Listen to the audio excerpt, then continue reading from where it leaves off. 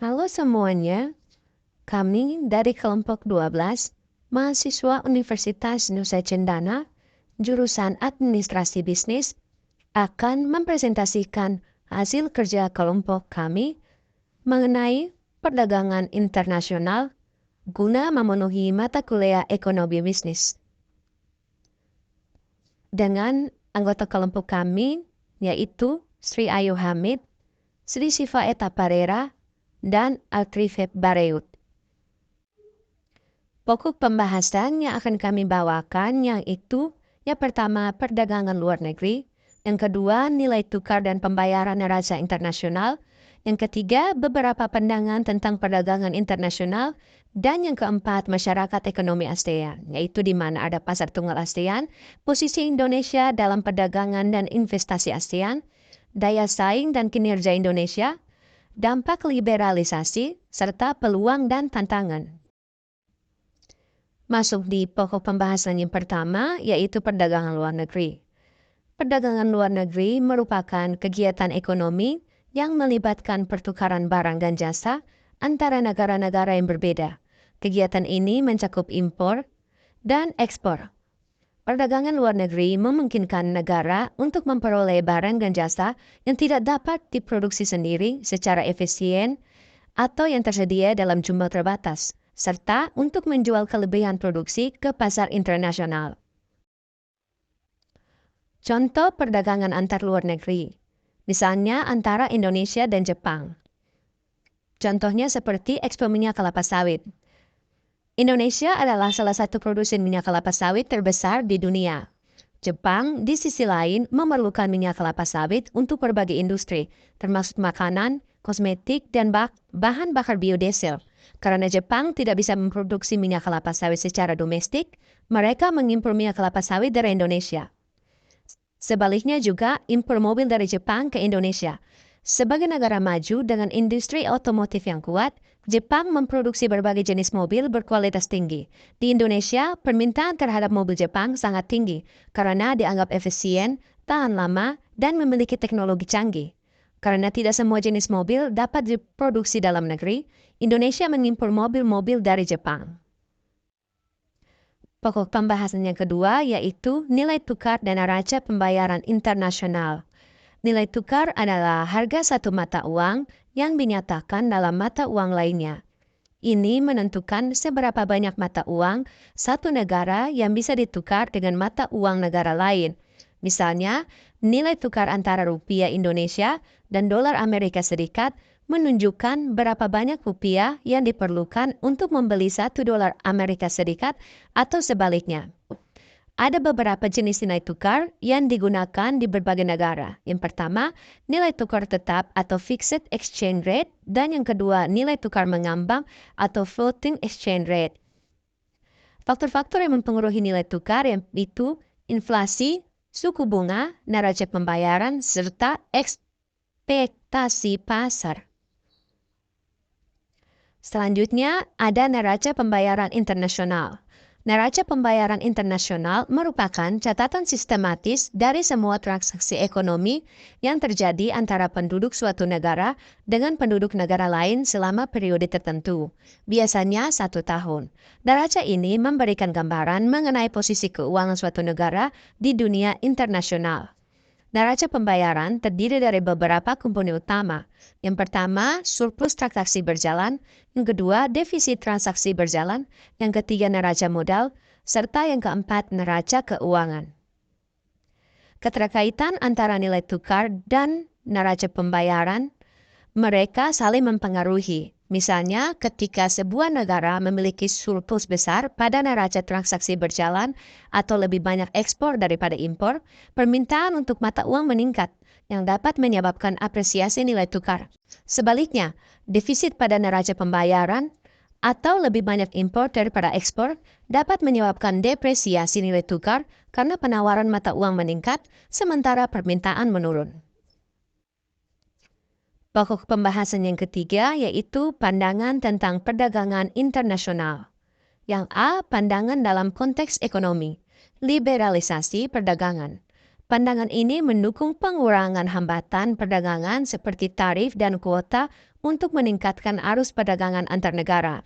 Pendukungnya percaya bahwa perdagangan bebas meningkatkan efisiensi ekonomi, memperluas pilihan konsumen, dan mendorong inovasi pandangan modern.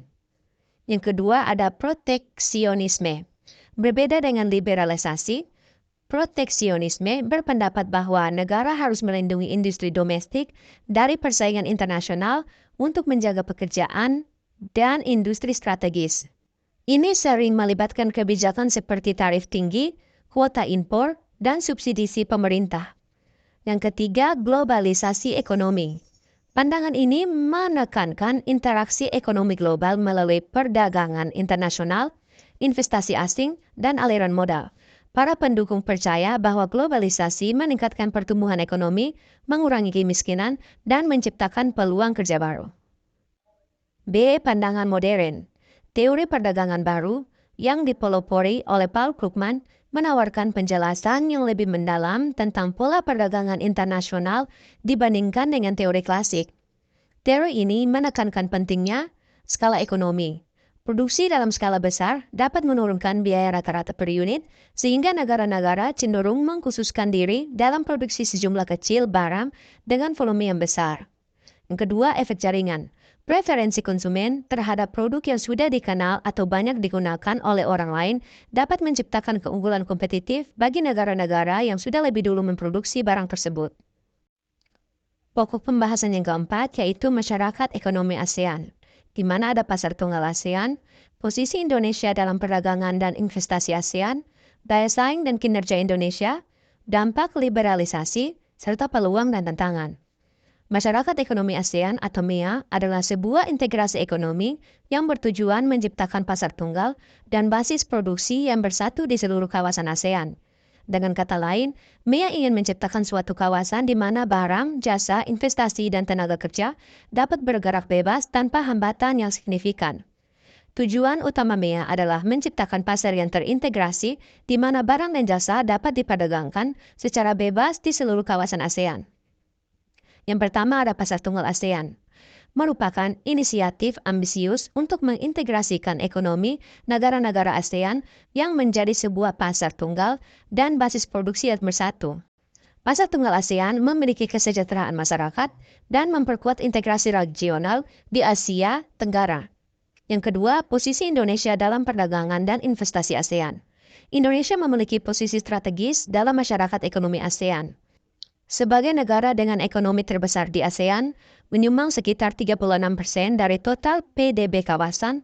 Dalam konteks pasar tunggal ASEAN, MEA bertujuan untuk menciptakan integrasi ekonomi yang lebih mendalam, memfasilitasi pergerakan barang, jasa, investasi, dan tenaga kerja terampil di antara negara-negara anggota.